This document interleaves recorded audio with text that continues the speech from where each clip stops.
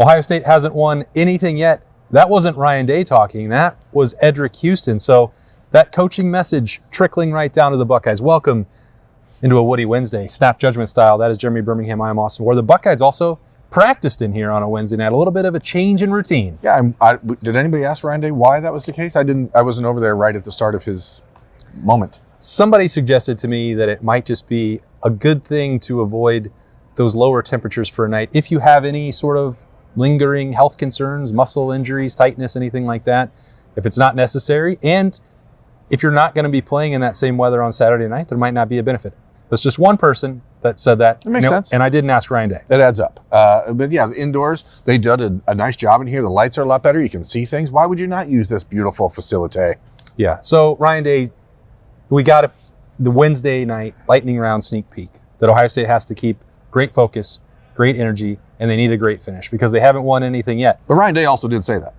Right. That's Ryan Day. Yeah, he said that as well. And then he gave that probably what I suspect happens, give that in the huddle, and then the players absorb that message. And you can normally tell the level of buy-in on if they give Ryan Day's talking points back out. And Edric Houston, that's somebody we've spent the last couple of months talking about, and he mentioned it himself. I've got to be more coachable. I think that's one example of him taking that message directly off the practice field and then passing it right along to us. Yeah, because what it is him directly mimicking the not just that point, but also the one that he spent a little bit more time detailing, which is the red line. Like once you cross over, like the people here at Ohio State, Ryan Day, the mental health people that are here, like they're here to help you. Though they want you to be unhinged and be a lunatic as much as you can be on the field. Wild cards. And then they want you to be able to turn it off when you get off the field. And Edric Houston, I think maybe has struggled at times with conflating those lines and saying, well, sometimes I'm a little unfocused here. Sometimes I'm a little undisciplined here. Sometimes I need to do a little bit more listening and less emoting. And then it's starting to pay off. And now you see him getting back into the starting rotation last week. Obviously, that's with Taiwan Malone not playing. We'll see if Taiwan is back this week or not. We were told everyone was out here on the practice field. Now, that doesn't mean squat heading into Saturday, but we did not see Taiwan Malone after practice, so which is not altogether that unusual. If a guy is dealing with some stuff, he might get in and do some treatment before others anyway. So yeah, I was certainly looking for Taiwan Malone because a great number of defensive ends and defensive linemen were getting extra work. I believe Edric Houston said that Matt Patricia tells them to get 100 shots up after practice. The last two from the rushmen that were out here were Logan George and Caden Curry. They were working with Matt Patricia, so everyone knows on a Wednesday night, snap judgments, I keep track of that. Last offensive lineman in the corner, Ethan Onyanwa. Why is that important? It certainly appears as if Josh Padilla is not going to make it back by this week. Ryan Day had said they didn't think it was a long-term situation. Maybe he will play against UCLA. Rutgers would be the target. If not, doesn't look like the likelihood of Josh Padilla going in there and playing at guard on Saturday against the Bruins is going to happen. Just doesn't look any better than it did last week at this time based on what we saw. I don't know if it's just a setback on a Wednesday night. Who knows? It doesn't matter. Yep. That's the ultimate, the big picture of the right guard situation is it doesn't matter really who's rotating in with Tegra Shabola.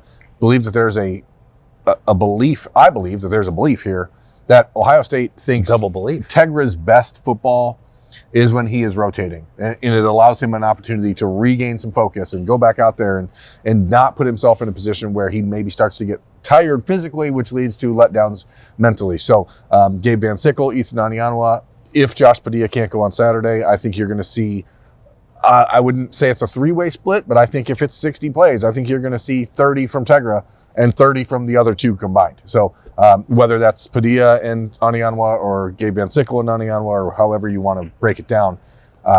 What's interesting is that we still don't really know the long-term issue with Phillip Daniels. And so how does that change things for Saturday? We'll see. But as far as tonight and the right guard situation, that's kind of the vibe we're getting. It seems unlikely that we'll get Padilla back for Saturday. And that's the other complicating factor is that Ethan Onyanwa is basically at this point the only true swing guy that Ohio State uses in the ability to play both guard or tackle. So if Phillip Daniels doesn't play, Ian Moore certainly made the most of his opportunities against Purdue, but you could see Ethan Onyanwa involved there in addition to playing guard. So a lot of moving pieces. This is an opportunity that you can rotate still, where you don't have to panic about it. But clearly and undoubtedly Ohio State wants to get some of this resolved because, by the time they get to November 29th in the Big House, you need to be able to control the line of scrimmage against a team that's much more capable of winning in the trenches than either UCLA or Rutgers. Yeah, and you just want to figure. I specifically asked Ryan Day walking off the field something that I've been thinking about, and you'll hear about it tomorrow morning on the beat, is there a point of diminishing return? And I want to know, at what point do you say this is actually hurting us to keep rotating? And Ryan Day's response was he doesn't think it is. So my opinion doesn't really matter, to be very clear. So I think it's probably not best suited but the contention or the argument here is what I already said about Tegra. If he's best for 35 plays, then just give him 35 plays, because you're risking a lot more if he's playing 25 snaps that are unfocused. So now, obviously, the hope is that for a guy who's in his fourth year at Ohio State, eventually that focus will continue to expand and you won't have to worry about that, but that's not the case right now. So we'll see. We did hear from Edric Houston and Will Smith Jr. both. So even though we didn't see Tywone Malone, we don't know how much he might play on Saturday against UCLA or how much he might be needed.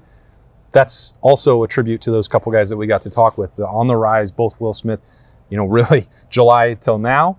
Edric Houston, a shorter window perhaps. We thought that he would come out swinging, got injured on the first day of training camp, and that injury sort of really derailed a lot of this progress for him. But you're seeing, alongside Caden McDonald, a couple of these guys rising right there. You're looking for Jarquez Carter to help as well down the stretch. Jason Moore got some reps against Purdue. But really, if you're talking about Ohio State reaching its potential in December and January, Will Smith Jr. and Edric Houston have to be involved in that. And Edric said his goal every play is to just not be blocked. And I'm like, well, you're going to get blocked sometimes. So the question is, how do you do that then without throwing a punch at someone? How dare they block me? Well, how dare you, sir? It's their job as well. Thumb at you. But Edric is a difference maker when he's healthy and he's mentally where he needs to be. And so we're going to see that continue. I think that, going back to the point about the red line, he brought up when he was asked, about the defensive line and what it's been like to play next to Caden McDonald. He's like, yeah, that's great, but I also have Sonny Styles and Arvell Reese and Peyton Pierce and Jermaine Matthews and Caleb Downs and all those guys behind me. So the more I think about that, the conversations he's had with Kenyatta Jackson and Caden Curry about their challenges here, I think are really where that support that Ryan Day is preaching to these kids about can be best seen and best exemplified. Because it's one thing to have Ryan Day tell you, it's going to, working on your mental health. It's different when it's your peers and it's your teammates and it's the guys you're lining up against. And Caden McDonald and Caden Curry and Kenyatta Jackson say, man, I went through this exact same thing when I was in your year and I didn't get to play. So I think that there's a value there that Edric is really getting out of it. And it's pretty wild to see. We were supposed to talk to all four running backs tonight. We did not get CJ Donaldson out here. You did ask Ryan Day about CJ Donaldson and something we've been talking about since Monday at the live show at Roosters, which is, could he play fullback? Yeah, the answer is yes, he could.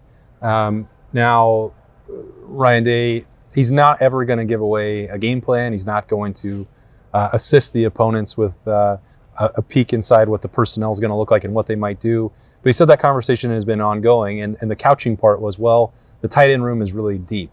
And because I included the fact that Nate Roberts has seemingly struggled a little bit. He said, well, Max Clare can do some of this over here. CJ could do some of the things that Max Clare does. You have a little bit of this, stuff that you do with Will Kazmarek. Maybe CJ Donaldson could do that. He executed that play, the Lincoln Kienholz quarterback power run, to perfection. And that's really what got me thinking, and it got us talking about it on Monday. So that could happen. And I almost feel like it must happen once you get into the talent-equated games. And I say that, again, it's not to pick on Nate Roberts. I think he's going to be a tremendous player down the road. I just think physically he's not capable, not ready yet to go be fully unleashed in that role in grown man talent equated games, matchup games. Again, I don't mean that as an insult, but even if you're just comparing CJ Donaldson physically, and he's done the H-back things, he's done the fullback things before, which is what Ryan Day mentioned. There's a lot of that in his background, whether that's tight end, wide receiver, the running back stuff. He's got that versatility.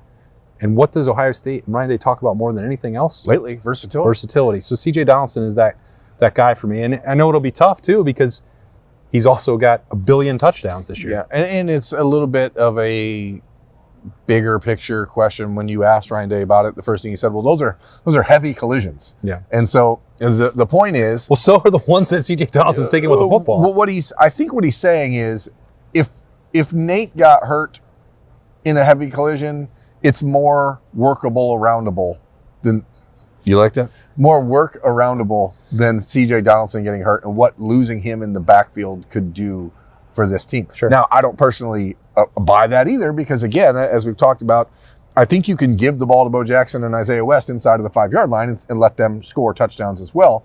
But it was an interesting side discussion because there are so many things that C.J. Donaldson can do, and everyone sees it. But you're talking about versatility. It's also offensive versatility. If you have C.J. Donaldson in that role, you can do a lot more things to confuse a defense than perhaps you can if you have Nate Roberts out there. So, again, don't want to put down the role for Nate and say this isn't working because obviously Ohio State's done that every game. I mean, he was out there against Texas in game 1. Like, it is a part of this offense, whether we like it or not. And so now it's just about finding ways. Ryan Day talked about it on Tuesday, saying, like, the run game, it takes time to get there. There are certain things that take time. I don't know how much more time you have to figure out if that package is going to be what you want. And when you have essentially the second of what could be 3 scrimmage-esque type of games, I don't know. It seems like the right time to me to try some stuff. Yeah, I think that's the dilemma because they clearly want Nate Roberts to be involved. They're trying to speed up the learning curve for him. And you can say you're a 4-touchdown favorite against UCLA. The same is going to be true against Rutgers. Why not get him some reps? And my thinking is, all right, but if you're going to eventually make a change and you might put C.J. Donaldson at fullback, maybe now is a better time to start. You're at the end of the year because the one thing that you can't microwave, and if tight end is a development position, Nate Roberts can't suddenly become a junior just because you've played him 9 games. So, like, physically, he's not going to change that much down the stretch. And all of this, I know, sounds like nitpicking and picking on a true freshman who's done nothing wrong. Yeah. Ohio State trusts him to go execute these plays. Sometimes he does, sometimes he doesn't. That's not uncommon for someone in their first year in the program and at that spot. But when we're trying to piece together everything and how that impacts November 29th and everything after that, is that the best version of Ohio State in the red zone? For me, on the outside, I'd say no. And it's up to Ryan Day and Brian Hartline and Keenan Bailey to come to that conclusion themselves. And if they continue to put it out there, so be it. Yeah, and again, it's not meant to disparage a freshman who's being out there doing his job. But when you're thinking, how do we make this the best, most fully functional Death Star? Like, I just don't know that continues to give you the best chance to blow up Alderaan. But we did hear from the rest of those running backs. Anything stand out to you? James Peoples, Isaiah West, and Bo Jackson. None of those guys had, maybe James Peoples had, but Isaiah and Bo Jackson, that was their in-season media debut on Wednesday night. Yeah, I did not listen to anything at the James Peoples table, to be perfectly honest. It's not because I'm trying to dismiss him. We've never heard from Isaiah or Bo, so I wanted to listen to those guys. And what you really hear is just like growing confidence every week. They're extremely tight. They came into this class together. They got to Ohio State in January together. They got an opportunity to go through some things. Isaiah wasn't able to play until really like July, and basically Bo was one of the guys pulling him along and trying to make sure that he was staying confident. And I asked Isaiah, and like, how crazy is it to you that neither of you really played football in high school a year ago? Yeah. Bo barely played any running back in high school at all. And here you are now, 9 months into your Ohio State career, 10 months, 11 months. This ain't a math show. And now you're like the guys. And like, he's like, that is crazy. Like, I don't. So you're right, Birm. I think that they're like, yeah, hey, this is an opportunity that they knew that there was going to be an open window for them to play early, but that window has been like blown out. There's no way they could have thought it'd be this. No, and now like you have all the doors, all the windows open. Like, go ahead, do whatever you can be, whatever you can show us. And Isaiah West, if you're a social media user, I'm sure this week you saw clips of him as in pass protection against Purdue, or what we would describe as attempted pass protection against Purdue. Like, these are the things that probably the single scariest play for Ohio State on Saturday. So like when you get into, it's a similar conversation we're having with Nate Roberts. Like, you're going to put these guys out there, and I think it's a good idea to let freshmen who are capable of playing play, because you don't want to discourage freshmen from coming here if they, but that means that there's going to be scary moments. And so the thing for Isaiah West, I really was impressed by the fact that he said he knows that if he goes out there and tries to hit home runs, that's when he's going to miss a crease. That's when he's going to run into the back of an offensive lineman. And we've talked about the running back rotation and splitting carries around here for 8 years now, going back to 2018, really, with J.K. Dobbins in his second year at Ohio State when he's splitting carries with Mike Weber. I think it's really gone back to like every single year I've covered Ohio State. We've talked about it a lot. And the point is, the mentality of saying, I'm in the game now, I have to make the most of this, I need to try to be Superman. Yep. For a freshman to not have that approach, I think is really mature. I don't know, it's just interesting to talk to these kids, because I haven't really spoken to Isaiah since last November when he was getting ready to enroll at Ohio State. So like, you start to see the development and the maturity. They take on the attitude of their coaches, and it's pretty cool to see. Yeah, it's remarkable that those freshmen haven't really been guilty of that so far. And really some of the rough start, the inconsistency from James Peoples, seemed to be caused by some of that trying to hit a home run with limited opportunity of reps. And I think he's come out on the other side of that. I think Carlos Lacon has done a really good job managing that group, because it's not been an easy scenario. We knew they were going to be talented. But replacing Quinshon Judkins and Travion Henderson with a transfer portal veteran who was losing 25 pounds, James Peoples barely playing any football as the third guy a year ago for Ohio State, and then Isaiah West and Bo Jackson barely playing at all as seniors in high school. And it's like, here you go. Can you replace these two top 2 round draft picks? And has it been perfect? No. Is there any reasonable expectation that it would have been, considering that group that I just described? No, but there are clear signs of improvement, I think, with all 4 of them. It seems more and more that Ohio State is coming around to the idea that Isaiah West and Bo Jackson have to be your bell cow backs, your primary ball carriers. We talked about that last week. Those guys wouldn't be out here tonight if the program didn't think that they were worthy of that opportunity and that they were going to continue to give them more. So we'll see how that plays out on Saturday, depending on weather and everything else. But I think you're going to see a heavy dose of Bo and Isaiah as your primary ball carriers from now till the end of the season. Yeah, that next chance for Bo Jackson, Isaiah West, the rest of those running backs to take a step forward will be Saturday night, 7:30 in the Horseshoe. Another practice out of the way for the Buckeyes, and another episode of Snap Judgments in the bag. We will continue to see what happens with the availability report, who else might play or not play against the Bruins. We did not see Cardinal Tate. We should probably mention it. It wasn't because we didn't see any of the receivers. We have no update. As Ryan Day said on Tuesday, no update. We did not see a single receiver. They were all off the field. Austin Birm Show has no update either. We did not see them. Did not see the wide receivers at all. So make of it what you will. And that could be nothing, because it should be nothing. I bet the situation is probably going to be pretty similar on Saturday night, but that's just a prediction.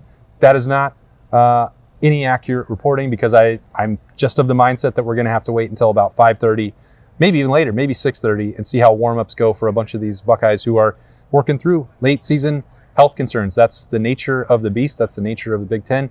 All you have to do is keep focus, keep energy, and then go finish Saturday night, starting at 7:30. This episode is now complete. He's Jeremy Birmingham. I'm Austin Ward. These have been Snap Judgments.